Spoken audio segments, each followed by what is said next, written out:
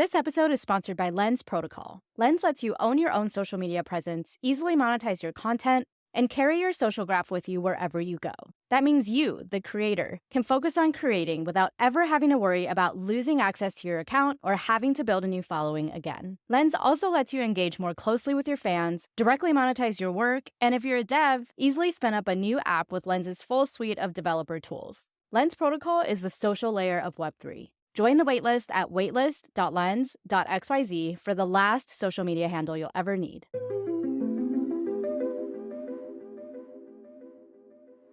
Hey everyone, welcome back to Rehash, a Web3 podcast. I'm your host, Diana Chen, and today we're speaking with a fellow podcaster, Nick Hollins, creator of the UFO podcast and co-founder of Apollo, the creative lab that produces UFO. The creator economy has grown in leaps and bounds since the early 2000s with the introduction of blogging to YouTube's emergence, followed by social media and influencer marketing. The more recent implementation of blockchain technology, cryptography, and what we now see as the overarching Web3 space to the creator economy has introduced a plethora of new funding and ownership tools that we never saw before. Creators are now able to directly own and monetize their works, tokenize their intellectual property rights, share revenue with co-creators and collaborators transparently, automate payments, engage with their fans more meaningfully, and so much more. Our guest, Nick, comes from a traditional broadcast radio background and now uses a lot of his learnings from that world to build out UFO, which is aspiring to be an on-chain radio and club for creators and consumers of media. He has so many great insights on the state of the current creator economy and where he hopes to see it evolve in the future. We somehow end up talking about life in Australia, where he's from, and whether the media depictions of all the snakes and spiders and other poisonous creatures being everywhere in Australia is accurate or not. I learned that koalas are not as dangerous as I thought they were, and kangaroos are perhaps more dangerous than I thought, and that snakes and spiders are indeed everywhere outside of major cities, and you should rest assured as long as you don't have a snake in your yard that's capable of luring your children and pets outside and eating them. In case you can't tell, I was slightly traumatized by this. Anyway, if you're a creator or creator-adjacent person or interested in the creator economy at all, I think you'll really enjoy this episode. Make sure you also check out Nick's podcast, UFO, on Apple, Spotify, or wherever you get your podcasts. And don't forget to subscribe and review Rehash as well. I read every single review on Apple, and it means so much to me to hear your positive feedback. Not to mention it helps the public more easily be able to discover the podcast with each review you leave. Nick was nominated by Karsten and voted onto the podcast by Kabuki, Steph Linsug, and Karsten. And so without further ado, here is my conversation with Nick.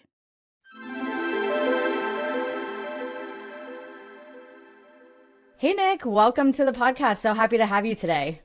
Yeah, I'm so glad to join. I appreciate the DAO's invitation.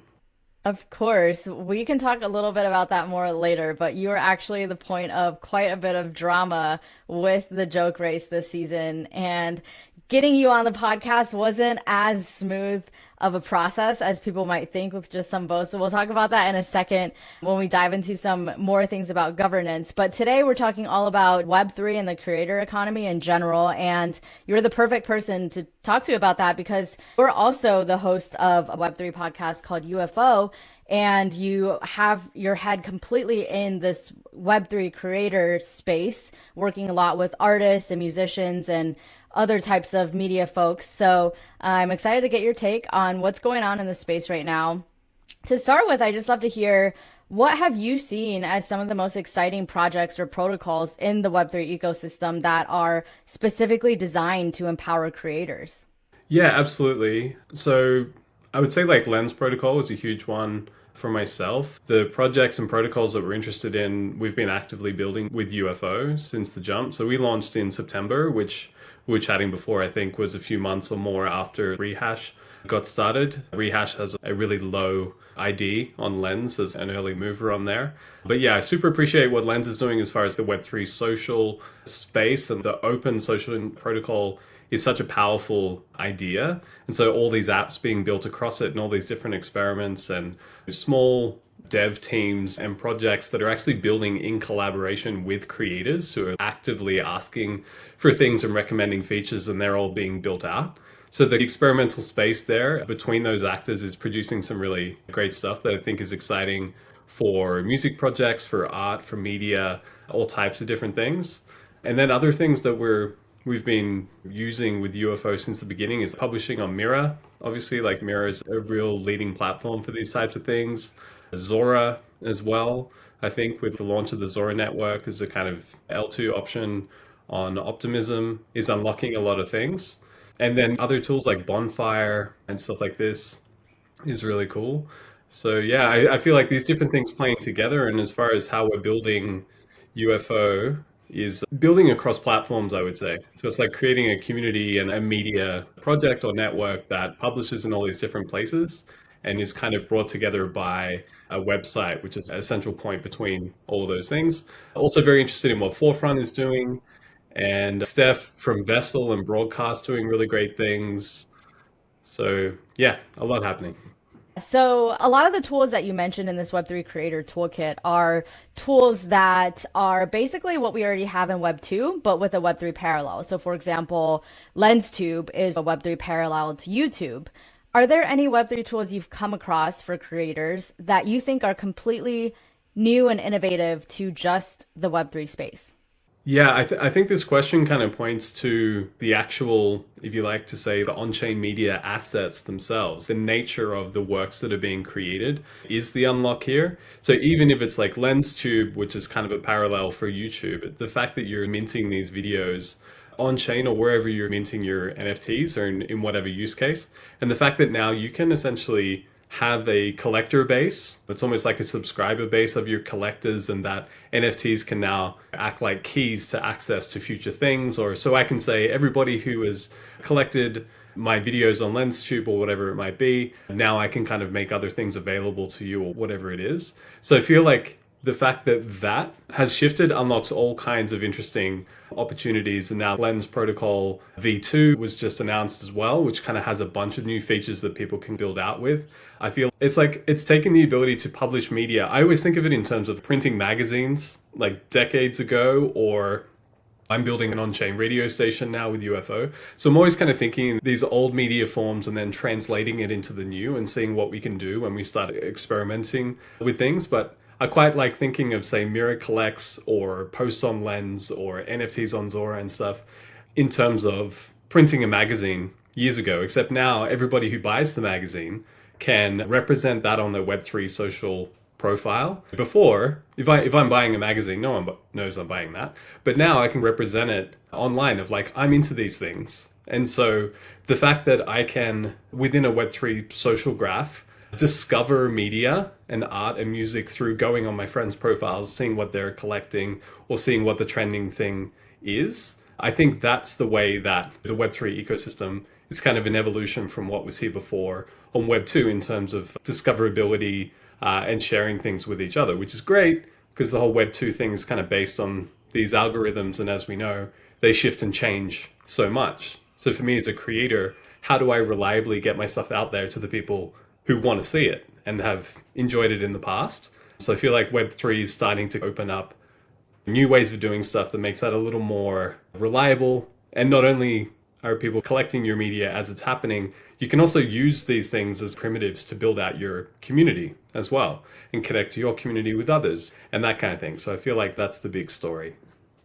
I think that's definitely one of the most exciting things about this space, but I think it's also one of the biggest challenges that creators face right now is with distribution. And at least from what I've seen, most Web3 creators are still on traditional Web2 platforms like Instagram and TikTok and things like that, because we still rely on those platforms for distribution and reach. And I think discoverability with Web3 tooling right now is still lacking a little bit. I'm curious to hear from your perspective what tools you think are still missing from the Web3 Creator Toolkit that would be really beneficial for creators to have. Yeah, that's a really interesting question. I suppose it's kind of like what's at the edges, like in the design space, like what are we trying to solve? And I guess I'm trying to think, like music is a really good example. And so we're looking at discoverability and getting your stuff out there. And so therefore you're publishing on Instagram and Twitter, maybe TikTok, and your songs are going up on Spotify or I suppose Apple or whatever it is, or Bandcamp, or all these kind of Web 2 solutions and things. So I suppose a smooth way to invite your existing audience across into Web3 is a really crucial piece of it all. I know like RAC, for instance, a music artist who was early in creating NFTs. I've heard stories from like when he was doing that a few years ago. It was, hey, I've started to mint my NFTs, so I'm going to go to everyone that's bought my records before on Bandcamp and I have their email everybody and go, hey, you can go claim a free NFT if you like. So enabling like as smooth a transition as possible, a kind of onboarding experience for people who aren't in Web3 to come across. A lot of artists and creatives in Web3, potentially they're native to this ecosystem, so their audience that they've built up is entirely in crypto anyway. But for other artists and creatives, it's this thing of they're kind of needing to bring their audience with them, and so making that as smooth as possible. And I kind of like this idea that Web3 social is going to be the sort of palatable, recognizable, understandable kind of thing that people can latch onto. I mean, if you see people jumping onto Threads or Blue Sky or any of these things, like, oh, okay, a new social media, I'll jump in and claim my handle. So yeah, I think it's a lot of that kind of thing, like making it possible for people to jump in and get to know the space. From the creator side, have you seen any innovative ways for creators to incentivize and reward their fans, even in kind of more of a tiered way, like rewarding their most engaged fans in a certain way that goes beyond just the basic token model that we've seen? Like anything really creative and outside of the box that you've seen? I'm trying to think. I mean, there's some interesting stuff happening in music. I was just chatting with my friends from Wave World, like Karma and Violetta, and they've just launched something called the Wave Game, which is pretty neat. And so they're looking to kind of skirt this thing where they have tiered things. So the idea is that a musician can kind of bring this thing, offer NFTs in these various tiers. And if collectors are really into that thing, they can sort of buy enough NFTs to unlock different levels, which goes all the way up to performance with that artist or all this type of stuff. I feel like people are sort of exploring that space. It also feels like something that we've been talking about for a few years, of kind of like, oh, okay, like artist-fan relationship, how can you make this kind of like a fan club and give them gifts and prizes and all that kind of stuff, which I guess kind of makes sense. But, you know, I was also talking with Kabuki, who I know has been on the show here on Rehash before, and as he was saying, this idea of, okay, now we can mint NFTs, and it's kind of the same as go download my song on iTunes from a decade ago. And it's kind of that's maybe not the most interesting thing to do here. Is like we shift from go buy my song on Bandcamp or iTunes, now you can buy it as an NFT. As Kabuki was saying, okay, but so what? That's great. But it's still this relationship of please go buy my music so I can make some amount of income so that I can focus on my creative works and then put out more music in the future. So it's still this kind of like a patronage kind of model, but I'm really interested in things that kind of evolve beyond that. Yes, let's do that. That's still great. And I think one of the most interesting things for sort of on-chain media and art and creative projects is like now that you can make things that are like free or really low price mints, but if 1,000 people are supporting your stuff for 50 cents or $1 a time, that's quite sustaining for a lot of projects. So that's still really powerful. But what does it look like when we start to open it up? And Kabuki's doing, for instance, he can put out a beat tape, and anyone who mints that NFT now has a license to go and remix that sound however they like, to make their own derivative works. And all these kinds of ideas I find really interesting and very sort of internet culture and remix culture, which I think is cool and feels inevitable. That's what the internet does. I've asked a few different guests on the podcast this question, but from your perspective, why do you think people are collecting NFTs? Like any kind of media NFT, music NFTs, podcast NFTs, writing NFTs. Why do you think is like the primary reason or reasons why people are collecting these today? Yeah, super interesting. I think a lot of it is, I mean, social signaling is a part of it. I'm into this. I like this. Even if it's like a free mint, a free collect. So the kind of social signaling of this is what I'm into, which I guess is very Web3 native and in our kind of core communities and stuff like that. I certainly like collecting things on Mirror. If I read a piece, I mean, like, I love Mirror anyway. Like, the pieces there, it's like someone puts a lot of thought and attention into a thing, presents like often really new, innovative ideas, or sharing their projects, or it's a deep dive essay and research into different things. I also was an early member at like Water and Music. Well, not early, but when they started launching NFTs for their community and stuff. So for me, I'm always down to support those kinds of things. And I'm like, yeah, I'm down with this project. I'm going to mint this. And I'm kind of minting these things with no expectation of financial upside or return. I'm just like, yes, I support that. I'd love to see that happen. I like those people who are doing that. But then the next step, or possibly the number one, is like speculation in general. So I'm saying, like, I'm not collecting things for speculation most of the time, it feels like. Like, I'm collecting things genuinely to collect it and to support those creators in what they're doing. But I mean, it's crypto. So like, speculation is kind of the number one. And we've had the whole kind of come down off the 2021 like NFT mania that was happening. And so the space has gone through a bunch of really interesting evolutions and things. And we see that with, like, say, royalties being driven to zero between OpenSea and Blur and all that kind of stuff. So we've kind of experienced a bit of a race to the bottom. Then you have the open edition kind of meta and people running with that and experimenting with that. So it's kind of wild speculation, but we've also seen a bunch of open editions where people, like, very quickly, secondary is below mint price, even if that price is very low. So it's like people are speculating on stuff. And if teams have plans, like Jack Butcher is a good example of, they kind of do have plans to kind of run on next in what they're doing, and other NFT projects like a Math Castles or Terraforms and all that kind of stuff. So these kind of deeper art projects, they do have plans for how things can kind of build out into the future. So yeah, I'd say it's a bit of a mixed bag. So what we're talking about, speculation, social signaling. It can also be like access to things. So not even speculation. It's like, I'm collecting this because then that gives me access to the next thing and the next thing, or whatever that might be. So kind of the notion to join a club and to connect with others and to kind of be a part of things and build collaboratively. It feels like that's another big motivator. And certainly I quite like projects that kind of skew in that direction. I think that also goes to show that the incentives that we talk about don't always have to be financial. I think a lot of times when we talk about incentives, our mind automatically goes to financial incentive. If I buy this music NFT, will this artist blow up in the future? Will I be able to sell this in a year and 10x what I paid for this song in a year? These aren't necessarily the questions that people are asking right now. I think upside can be access to various things, maybe my merch, maybe my shows, maybe you get to help actually curate my next album for me. Like, there are infinite ways that artists and creators can experiment with this incentive model, that I still think we're in the very early days of that. And I think there's huge potential in that area of, this is the utility. People are always like, NFTs have no utility. But this is the utility. The utility is governance. The utility is the ownership in the thing, whatever that might mean for each creator individually.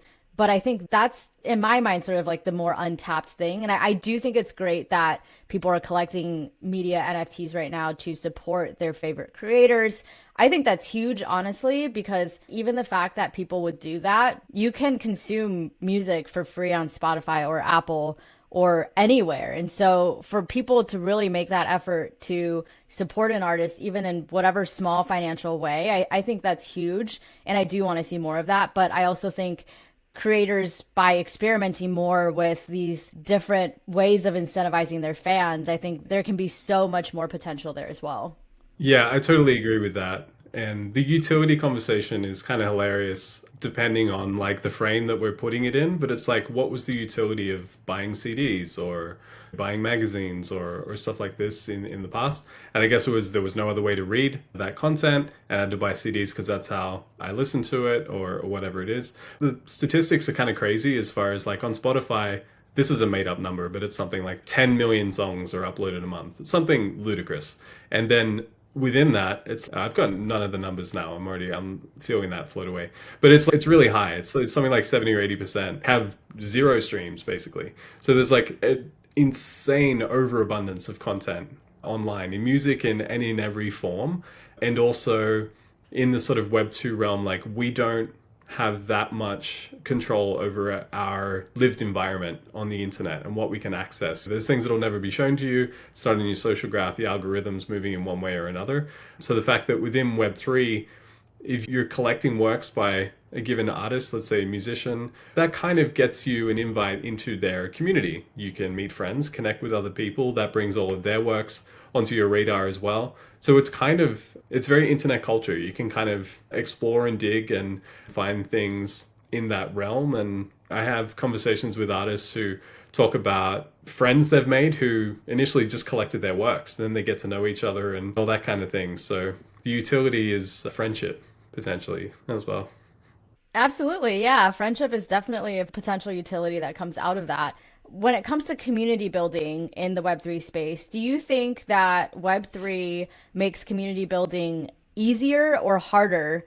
It could be easier because it's easier for creators to connect with their fans. It's easier for fans to connect with other fans. But on the other hand, whenever you do introduce these financial elements, it can make relationships feel a little more transactional, as I'm sure we've all experienced in the workplace or in whatever setting. And so when we're introducing these incentives, even if they're not financial, like we were just talking about, there's plenty of ways to incentivize your fans that are non-financial in nature. But if you are introducing these potentially financial incentives into the mix, do you think that that can be damaging to the creator-fan relationship? And if so, what advice do you have for creators to strike that balance of using these tools to connect better with their fans without making it awkward or feel a little transactional, that there's some sort of financial reward potentially involved? Yeah, absolutely. I think it's about being intentional about what you're doing and having a bit of a logic or a purpose behind what you're creating.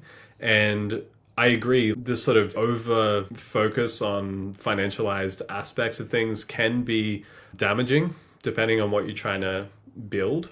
We've seen that many, many times. If you want to go out and offer an open edition, say, mint this, and you're like hinting at some kind of airdrop or windfall that's going to follow from that, you're going to attract airdrop farmers and all that kind of thing. And let's assume you're looking to build a community around your creative practice or a collective of your friends, or a kind of longer term relationship like most, say, musicians or artists or creators are looking to do. So yeah, I think you need to be really careful about that kind of stuff, because yeah, you can get those kind of vanity numbers if you like, a large number of followers or a large number of people that have collected or minted an NFT. But if you've done that on a kind of shady basis or a sort of duplicitous wink at something that you can never actually bring through, or it's sort of getting back to straight up crypto NFT hype type stuff. And it feels like the worst aspect of that kind of community building is come and join the Discord and grind away and say GM every day for a year, and hopefully you'll get an allow list. I don't know if that's still happening, but 2021, 22, there was a lot of that kind of thing that was going on.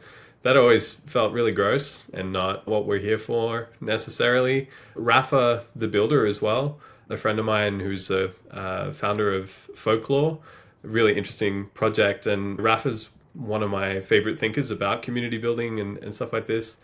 And he talks about these sort of levels of intimacy with your project or with your brand or with your community. And I think that kind of thinking is really valuable. Ideally, you want to create the opportunity for people to join if they're interested in your project. So you kind of want to have a tier that's like free and open, everyone can join. But if people are a little more interested, or they want to engage or straight up join your community or contribute, potentially there's bounties that they can do, or their project can be recognized, or you can kind of have community meetups and the weekly call, like Songcamp do this really well with their famous heartbeat calls and stuff like that.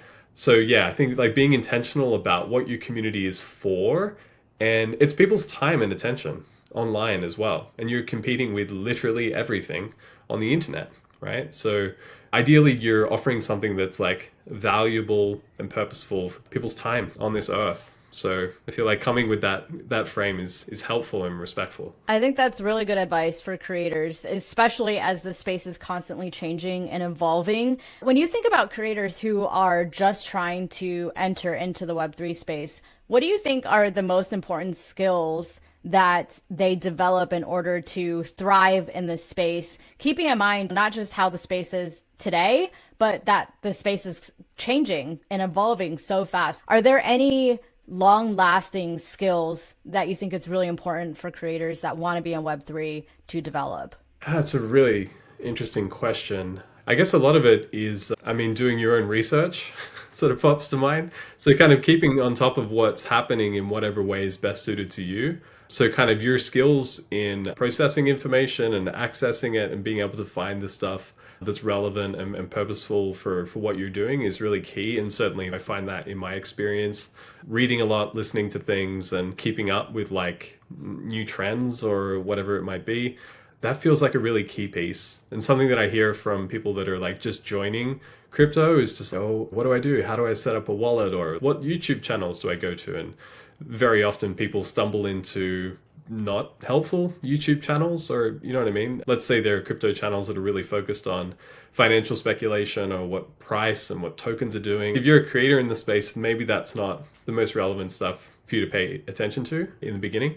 So yeah, your ability to research and connecting with others, skills of collaboration as well, and kind of joining like relevant communities for what you're doing. Web3 is a very collaborative space. So being able to meet up with others and connect and potentially collaborate with each other, build together are all really helpful kind of mental constructs, I suppose. So these values of Web3 and like building in the open or interoperable, composable, kind of like we're building with these like Lego blocks that are kind of open for a reason. So coming with that frame or understanding, I feel, is also really helpful. And then as far as like other skills that involved with being a creator, there's a lot of content creation involved potentially as well.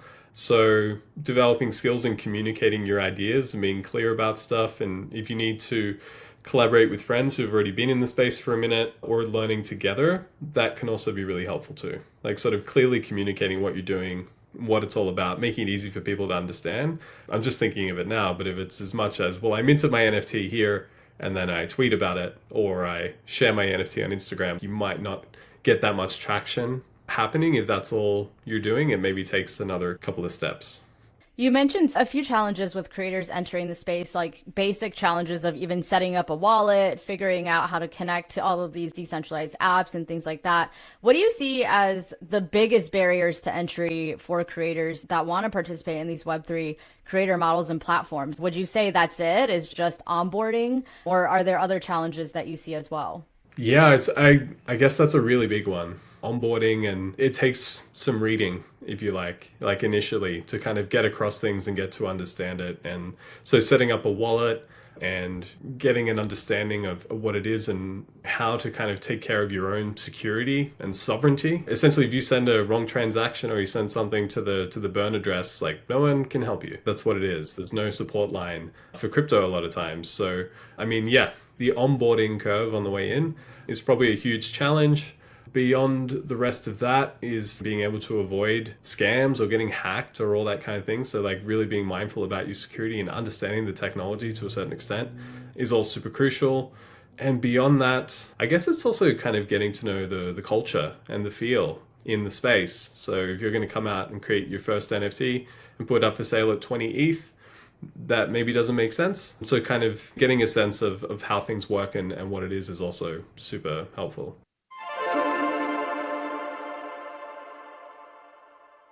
You can work for yourself without doing it by yourself. As a freelancer or independent worker, you're constantly engaging your network and updating your professional profile, but the tools we use to do this haven't evolved in the last 20 years. Quest makes it easier than ever to gather support for a new idea, broadcast updates to your network, and showcase your best work on your profile. It's one link for who you are and what you do. Sign up at rehash.quest.com to follow along with our quest so you never miss an episode or create your own quest today.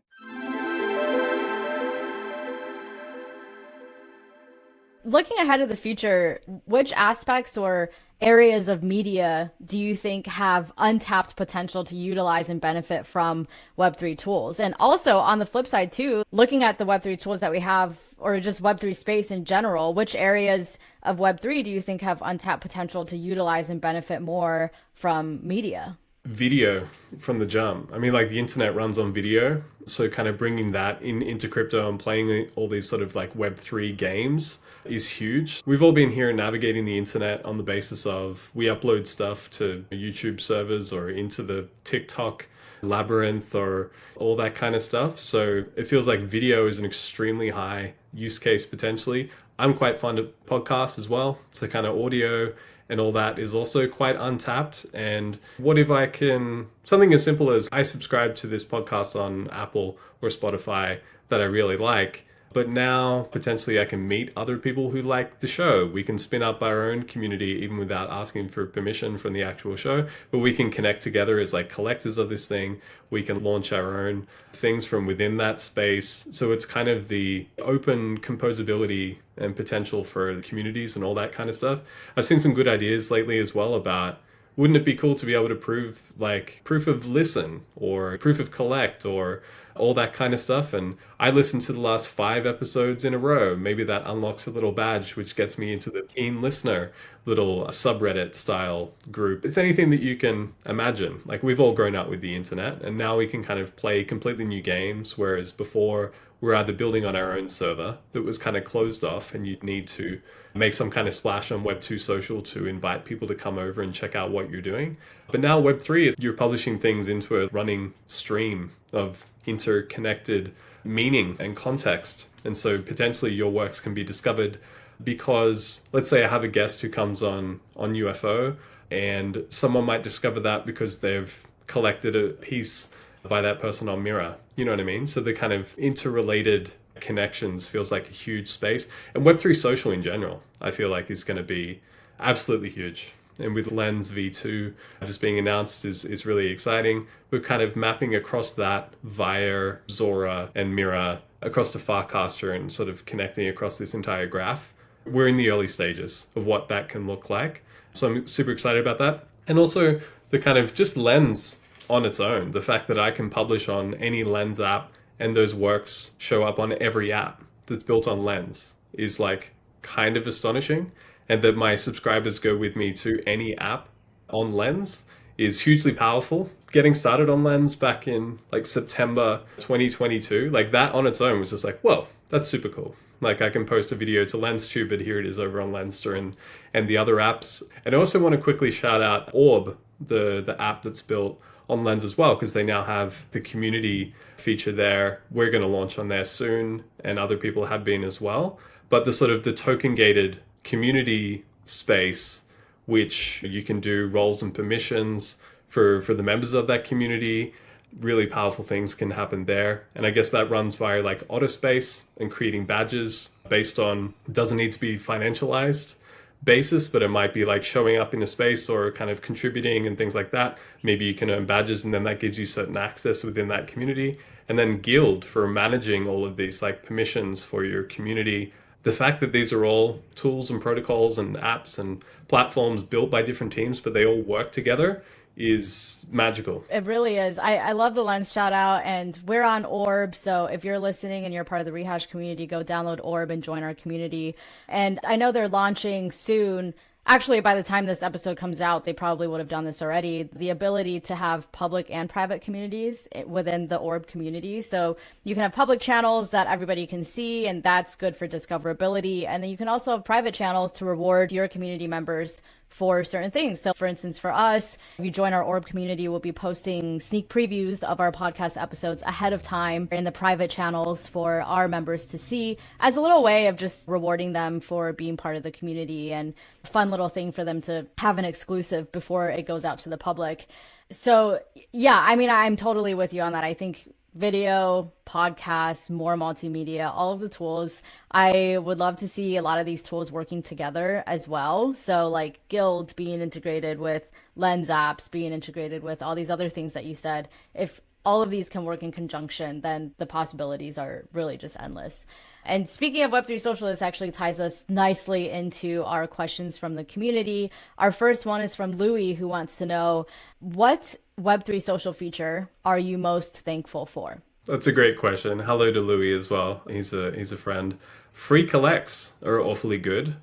I would say. UFO's done well sort of building up a community on Lens to date, and the free collect has been a big one. So you can just set it to, you need to subscribe or follow our project to mint this free collect, and that's been like super popular. So I'd say that's a great little one for bootstrapping a media project or a community via Web3 social. And so with the UFO podcast, with my friend like Ivano Solonia, who's like the art director at UFO, and we create unique posters, kind of like a concert poster for each episode. And so with each episode that comes through, there's this different sort of art NFT that you can collect. So yeah, I'd say free collects have been a huge one. Love it. We have another question from Karsten. Karsten had a few questions regarding UFO. The first is, do incentives for listeners work? How do incentives for listeners work regarding growth? And will UFO expand beyond a podcast? And then how important is branding for a podcast? Which I think he's referring to the fact that UFO generates original art for every episode, which I think is super cool. And I'm personally curious about that as well, is like, how do you generate the art for each episode and what's the thinking behind that? So I'm sorry, there were a lot of questions there. Let me know if you need me to repeat any of those. Yeah, let me know if I forget any, which I might. But yeah, I guess like creation of the art from UFO, like our name is inspired by the UFO Club, which was a music counterculture venue from London in the mid-60s that was founded by the creators of the Indica Gallery and bookstore there, who also founded International Times, which was like a counterculture newspaper publication at the time. And they have famous, like, super psychedelic posters and designs that I was aware of from the internet. So I'd seen this name UFO from those types of things. So myself and Ivano Solonia, is my friend in Amsterdam, we had the idea that basically to think of UFO, the first like post that we're putting out online are like, we're starting a club, which is still our intention. So from the jump, we're like, well, it'd be fun to make poster designs for every episode and to imagine that these could be like put up on a wall in a city and stuff like that. And it was very helpful that it kind of gives the show a bit of a consistent feel and visual ID, a recognizable kind of thing. We're also looking to kind of evolve those designs over time and go in waves. So the first 18 episodes have a certain vibe, and then the next 18 are a little different. But I would say it's a bit of a spacey sort of theme. We're also inspired by like the photos taken by like the Voyager spacecraft from the 70s and things of the outer planets, but also looking back on Earth in 1977. It's the first image of Earth and the moon in the one image that was taken by a satellite and stuff like this. So that was a bit of the visual inspiration for what we're doing. And then in the production, we also kind of run it through a bit of an AI generative kind of brain kind of thinking as well. So that's kind of what that production looks like. Yeah. So I suppose like brand is quite important for a media project. It's good to be recognizable and to kind of have a feel, consistent vibe. So, you know, we're kind of addressing that. And sorry, circling back to what were a couple of the other questions from Karsten. The other questions were, how do incentives for listeners work? And then the other one is, I think you've touched on this a little bit already. Will UFO expand beyond a podcast? Which I can't remember if we had already started recording yet or not when you were talking about this. So feel free to repeat again if it was pre-record. Yeah, absolutely. So the intention that we've started to reveal now, like we've just published UFO.fm. So we have a website that's up now. So for the first time, we're kind of like just talking openly or announcing like what we're actually doing. Myself and Ivano went to ETH Tokyo in April, and we're kind of working away at that hackathon, building between Lens Protocol and LivePeer, and really exploring this idea that we'd had since before we launched, which is like wanting to build an on-chain radio station. From my background experience, like from Sydney in Australia, I did many years in radio and broadcasting and a lot of experience in the community radio station at FBI there, which is the kind of like the independent station, and continually inspired by my experiences there. I feel like we all have a community radio station in our city, and it really is like a meta label, as the team at Meta Label talk about. So you have a radio station and maybe there's 50 different shows that are being produced, most often by volunteers. And you have 50 DJs on the station, and each of them have their own world, their own show they're super passionate about that they're producing for. But together, the radio station is greater than the sum of its parts. And I find that really inspiring. So that's kind of like the direction that we're leading in with UFO. Like we're going to set up this radio station, and the podcast that I'm hosting is just sort of like the first on this network. And so we have other things coming through. We also want to experiment with and explore collective curation and what that can look like in terms of, say, music programming or podcasts and radio shows that kind of joining this network. And we can kind of play with all these different Web3 tools and what it looks like. But kind of getting to that other question that Carson had asked about like incentives for the audience, that's been a really exciting and fun kind of thing to play with from the jump. We collaborated with the team at Mira to be part of their pilot program for a subscribe to collect back in November. So we launched the UFO Genesis Pass as part of that and had like a crazy response for a fairly new project at the time. I think we had about 7,800 mints, like free collects of this thing. And so the intention with like how we're building that out is, well, this is the Genesis Pass. So it'll get you access to exclusive and early content and experiences and different things into the future, which gave us this like amazing building block piece of, we have 7,800 of these things, of these tokens now created. And then we have the opportunity over time to just build for that or from the basis of that. Over time, if people become interested in what UFO is doing, or they want to delve a little deeper, potentially they can collect one of these things, which I think secondary is, I don't know, a few dollars, $5, whatever it is. So they're still practically free months later. And so having that piece is really exciting. But then you can bounce off these different pieces as well. We have subscribers on Lens, or people that are collecting the UFO open editions of the podcast that we've started minting on Zora as well. People that collect the posts on Mira. So harking back to talking about Rafa and these logic and intentionality about like building a community and having these different sort of realms of intimacy with your brand or the project or interest in it. And I feel like all these tokens and different actions in terms of collecting things and whatnot are all kind of going in the same direction. So as we're kind of designing UFO and what this on-chain radio station looks like, we have all these different pieces that can ideally unlock new games in terms of like interaction between ourselves and a sort of growing network of creators and curators and the audience that can get more and more involved with our project over time. So that's the plan. We're kind of playing with these things, and a lot of this stuff is super new, and we've been really fortunate and excited to collaborate pretty closely with the teams at Lens and Mira, Zora, and all these places. So yeah, that's kind of what we're doing. I guess it's a bit of a watch this space. Like we intend to just surprise and delight the audience going forward. I love all the experimentation. I love all the collabs. You guys have really done a great job with collaborating with other projects and protocols in the Web3 space that are creator adjacent or specifically designed for creators. So kudos to you for that. And with the 7,800 mints, that's incredible. Absolutely incredible. Finally, we end every episode with an explain your tweet segment. I'm just going to pull one real quick. There wasn't anything super spicy or super juicy, which now that I've come back to this explain your tweet little thing at the end, it's no one this season has any spicy tweets. And I don't know if that just goes to show that all the people that were voted on this season were just pretty like steady, normal, steady. Not boring, just not entirely not unhinged spicy. Like a lot of people are.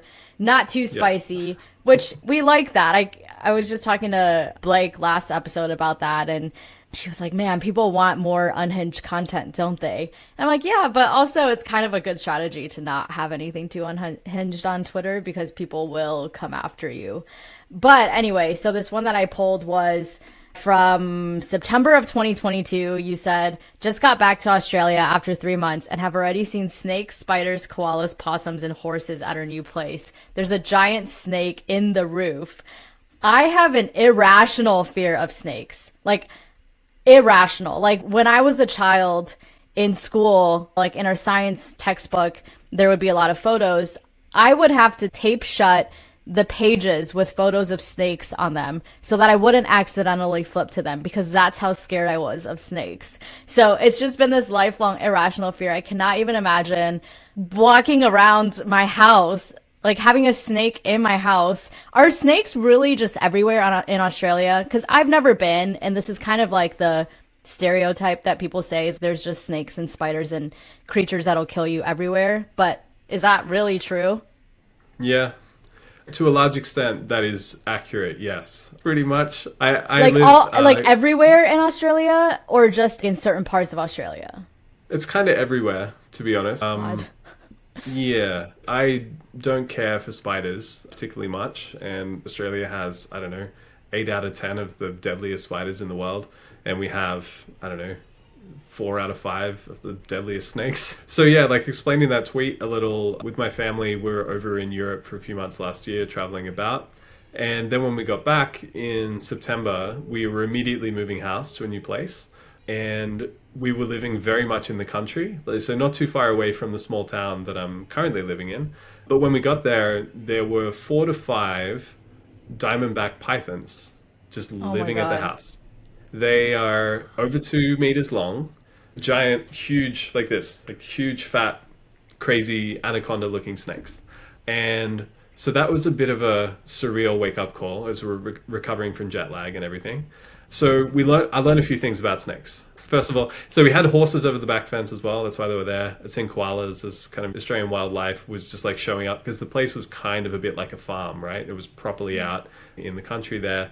But as far as the snakes go, the pythons are not poisonous, and they're sort of keeping away the truly dangerous like brown snakes and stuff like that will kill you if you don't get to the hospital quick enough if you get bitten. But it was still pretty uncomfortable because in this house, it was funny. This was exactly when I was like launching UFO and starting to do the podcast and all that. So I'd be recording late night. I'd be jumping on the mics right after literally ducking under a 2 meter snake that was just hanging in the rafter there outside. And the only way I could get into the house was I had to run and duck under this snake. There was no other way. My And I was God, just like, no. it was a bit of a awakening coming home to a very Australian experience. So those I snakes are couldn't do it. crazy. And it was multiple times of I go to walk up the path to where we would kind of park our cars and stuff, and there would be a 2 meter snake sitting across the path suddenly over there, and I have to walk back the other way.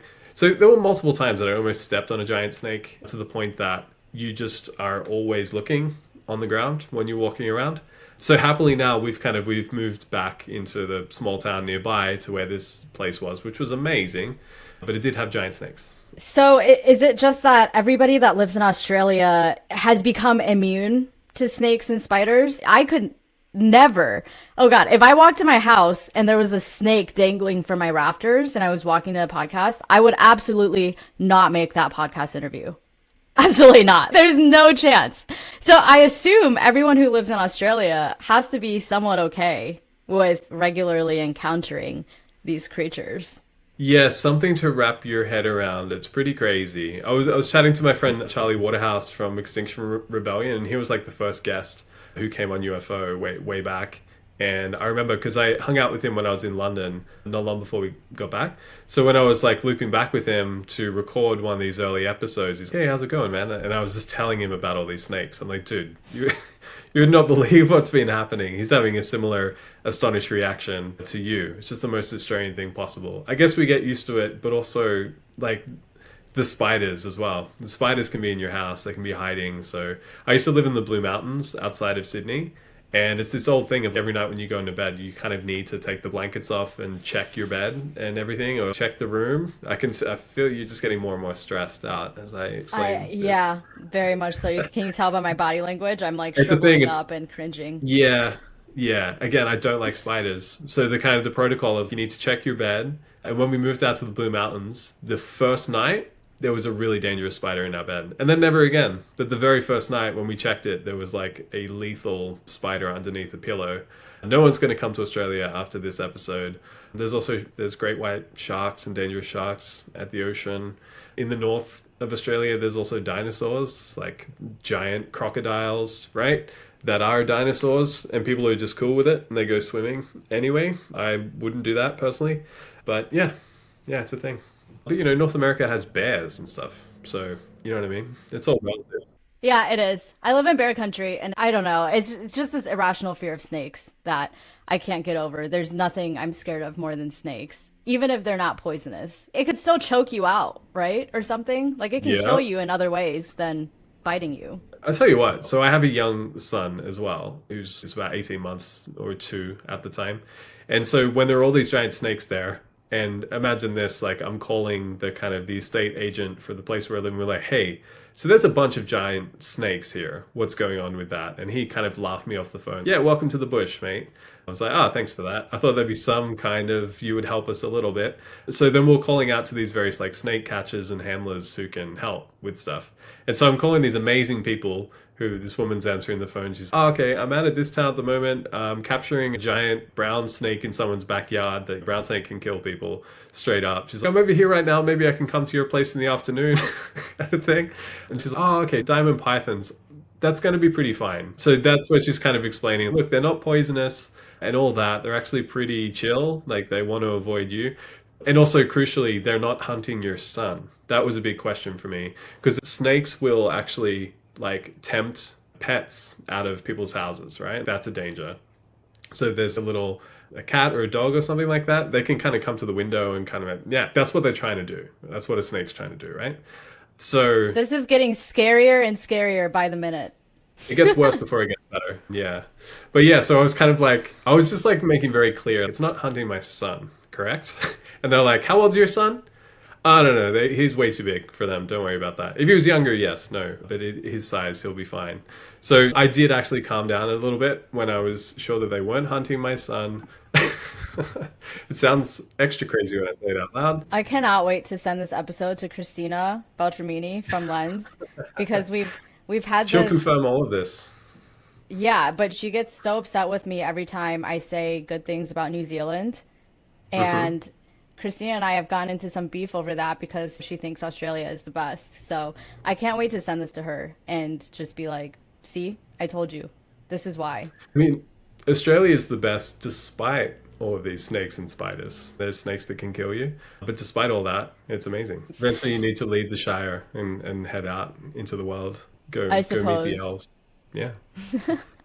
I suppose. I just realized I forgot to give you a chance to address this dramatic joke race that got you on. So I ended up tagging Andy and Triumph in the Twitter post, kind of calling them out a little bit. And Andy replied and said, in the final hour of voting, there was a scenario to coordinate a three-way tie for last place, adding 2 bonus guests to the season. Sadly, it required downvoting to even out some of the numbers properly, but we did it in a way to include you and make some DAO magic happen. That three-way tie, I don't know what game Andy was playing, but that turned into a 6-way tie, so clearly he wasn't in on all of it. But I just wanted to give you a chance to address that. I know you were asleep for most of it because you're in Australia and it was happening in North American time zones. But if you have anything you want to say to Andy and Triumph, they're very scared that you're going to hate them forever. No, definitely not. It worked out great with the wisdom of the community there. I just kind of woke up and was like, oh, wow, I got in somehow. That's cool. Yeah, I had no notion about like how it was going to go necessarily. And to be honest, I've been around a minute, so I kind of saw a couple downvotes and I'm like, look, this has been like carefully massaged and ended in a 6-way tie. So it worked out perfectly. So no ill feelings, but they are being kicked out of the DAO, right? We talked about that. Well, we got to take a DAO vote on that, so you can rally the troops sure. and and get people to vote them out. Yeah, of course. Yeah, it's just like Survivor. We vote people off the island. No, we don't really. No, it was funny, right? Because I came as a sort of a wild card entry Cinderella story because I was mistakenly nominated twice as well somehow, and then miraculously managed to get in the midst of all this while I was asleep. So. Yeah, I was super happy to be invited to come on here. I've listened to a bunch of Rehash episodes and been a fan of what you guys have been doing. So this is really cool. And now I can also join the community and contribute to selecting future guests and voting and all that. So that's fun. I'm here for it. Exactly. And you're the best person to have in the community because you've interviewed so many amazing people. So you know exactly who are the best people to nominate for the podcast. And we can rally the troops and get them voted on. And hopefully there's a little less chaos next season with all the collusion and behind the scenes little scheming going on that I was very much not aware of. Yeah, I think super cool that Rehash is built on JokeDAO. Like I'm a huge fan of JokeDAO anyway. And these kind of like shenanigans and games that go on in the voting and potentially like alliances and all that kind of stuff. But the fact that Rehash is a podcast kind of run by a DAO, is amazing, super unique, and you guys have had so many great guests on through this mechanism as well. The kind of, hey, you've been voted on, would you like to come on kind of thing is a really interesting idea, and something that we haven't even spoken on in this entire episode, where we're talking about Web3 for creators and media and stuff like that. And what Rehash has been doing is like super innovative. It's been working. So yeah, appreciation for that. Thank you. Thank you. I really appreciate that coming from you as somebody who's doing similar things in the space. Huge respect to UFO as well, and all the ways that you guys have really rocked your branding, collaborating with other brands and things like that. Major kudos to you guys as well. Before you go, Nick, I know we've already gone way over time. Please tell people where they can find you if they talking about snakes. I know we'll have to cut out some of the snake stuff. I don't think people want to listen to 30 minutes of snake talk. But tell people where they can find you if they want to follow you, and then feel free to plug away at UFO and any of the other things you're working on right now as well. Sure. Yeah, thanks for that. You can find me at Hollins on all the Web3 social apps, pretty much. UFO_club on Twitter. You can find the project at UFO.fm. I suppose all the links can kind of go from there. And you can find the podcast mints are on Zora. UFO.mirror.xyz is where our blog is at. Yeah, I mean, you can find UFO everywhere, pretty much. So probably heading to the website is a good place to go. And you can find me on Twitter at Nick_Hollins, where I'm talking about all the kind of stuff that we're talking about in this episode, pretty much. So I'm just trying to share what we're doing as we're doing it, and sharing stuff that I think is interesting. So yeah, come find me. I'm out here, always down for conversations, and potentially guests coming on UFO as well. So hit us up. And keep an eye as we're building this on-chain radio station. So welcome to come and check it out. Super cool, super innovative stuff. We will be sure to link all of those in the show notes to make it easy for people to find. Thanks again so much, Nick, for taking the time to come on the podcast. Thank you, listeners, for tuning in as always. And we'll be back again next Thursday with another episode of Rehash.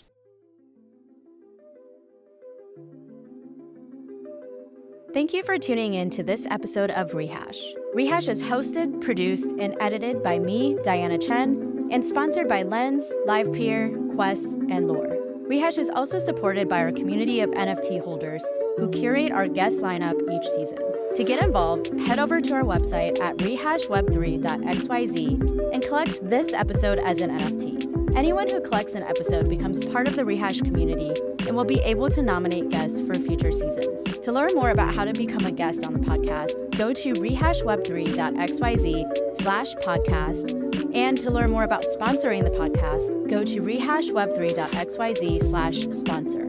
Finally, be sure to follow us on Twitter, Instagram, and TikTok at rehashweb3 or on Lens at rehash.lens.